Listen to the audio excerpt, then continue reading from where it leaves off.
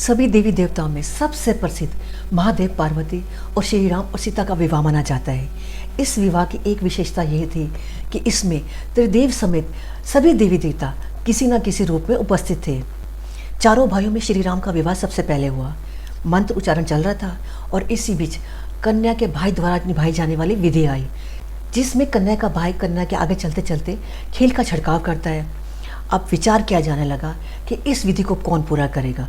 राजा जनक को तो कोई पुत्र था नहीं और सभा में ऐसा कोई उपस्थित नहीं था जिसे सीता जी का भाई बनाया जा सके। राजा जनक बड़े परेशान हुए और अपनी पुत्री के विवाह में देरी होते देखकर माता पृथ्वी बड़ी दुखी हुई कि तभी अचानक एक सुंदर सा युवक इस विधि को पूरा करने के लिए आगे आया और आज्ञा मांगी, क्या मैं इस विधि को पूरा कर सकता हूँ। असल में वो मंगल देव थे जो वेश बदलकर नवग्रहों में सम्मिलित थे, क्योंकि सीता जी का जन्म पृथ्वी से हुआ था और मंगल देव पृथ्वी के पुत्र थे और इसी नाते वो सीता जी के भाई भी लगते थे।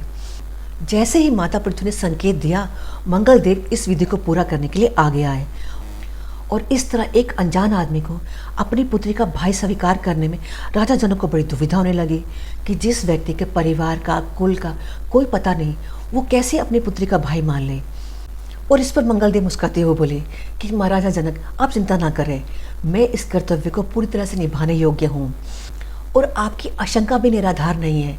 आप निश्चिंत रहे, मैं इस कार्य को करने के योग्य हूँ। और अगर आपको कोई शंका है तो आप महर्षि वशिष्ठ और विश्वामित्र से पूछ सकते हो।